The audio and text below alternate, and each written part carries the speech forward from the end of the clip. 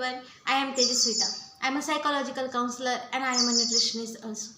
मला खूप पॅरेंट्सचा फोन आला होता की मॅम आमची मुलं ऐकतच नाही, आमची मुलं खूप फेक झोप करतात किंवा स्टडी करत नाही किंवा मोबाईलवर सारखे बिझी असतात, तर काय करायचं. तर मी म्हटलं प्रत्येक पॅरेंट्सला सेपरेट आन्सर देण्यापेक्षा एक व्हिडिओज बनवून टाकूया.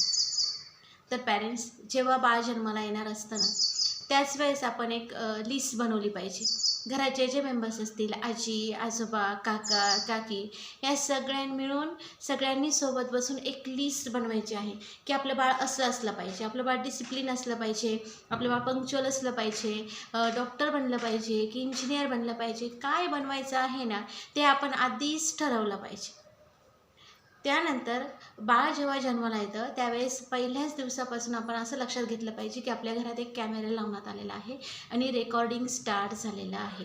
जो आपण त्याला डेमो देणार आहे तो 7 वर्षापर्यंत त्या कॅमेरामध्ये ते रेकॉर्ड होणार आहे. 7 वर्षानंतर तेच आपल्याला ऐकायला भेटणार आहे. त्याच्यामुळे 1 ते 7 वर्ष हे बाळासाठी खूप महत्त्वाचे असतात. पॅरेंट्स वर्किंग असतील तरीसुद्धा मॅनेज करून फर्स्ट प्रायोरिटी आपलं बाळच असलं पाहिजे. कारण की आपण 1 ते 7 वर्षापर्यंत जे त्यांना देणार आहोत तेच आपल्याला रिटर्न मिळणार आहे. जर पॅरेंट्स मोबाईलवर जास्त वेळ बिझी असतील तर मुलं देखील बिझी असणार. जर पॅरेंट्स बुक्स वाचत असतील, आजी आजोबा बुक्स वाचत असतील तर मुलंसुद्धा आपोआपच बुक्स वाचणार. जर आपल्याला असं वाटत असेल की आपलं बाळ रात्री 9 वाजता झोपी गेलं पाहिजे, तर घरातल्या सगळ्यांनीच असा रूल बनवला पाहिजे की आपण सगळ्यांनीच रात्री 9 o'clockला झोपायचं आहे. तसंच आपल्याला असं वाटत असेल की आपल्या बाळाने सकाळी लवकर उठलं पाहिजे, तर घरातल्या सगळ्यांनीच लवकर उठलं पाहिजे. हा एक डिसिप्लिन बनवला पाहिजे. तसा माहोल आपण क्रिएट केला पाहिजे. आपण जसं घरात वागणार आहोत तसंच त्या बाळावर संस्कार होणार आहेत. मी एक आयडियल घराची तुम्हाला रुटीन सांगणार आहे. आयडियल घरामध्ये कसं असतं, सकाळी 6 वाजता सगळेच लोक उठत असतात. उठल्यानंतर आंघोळ करून देवपूजा करून सगळेसोबत ब्रेकफास्ट करतात. त्याच्यानंतर जो तो आपल्या कामाला जातो. दुपारी आल्यानंतर परत लंच सोबत घेतात. आजी आजोबा बुक्स वाचत असतात.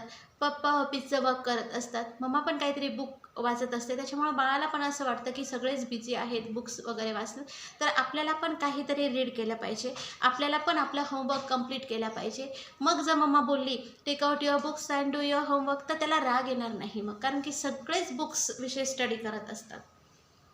त्यानंतर संध्याकाळी बाहेर फिरायला जाताना बागेत फिरायला घेऊन गेलं पाहिजे किंवा आजी आजोबांना वेळ असेल तर त्यांनी नेलं पाहिजे. कधी पप्पाने नेलं पाहिजे, कधी मम्माने नेलं पाहिजे.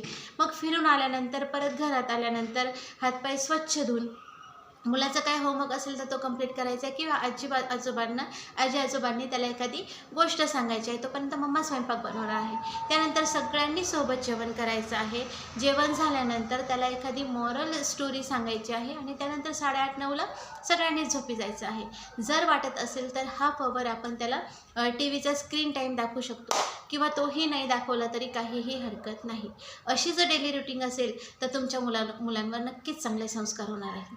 तर तुम्हाला नक्कीच फायदा होणार आहे पॅरेंट्स. ह्या टिप्स तुम्ही फॉलो करून बघा. Thank you so much.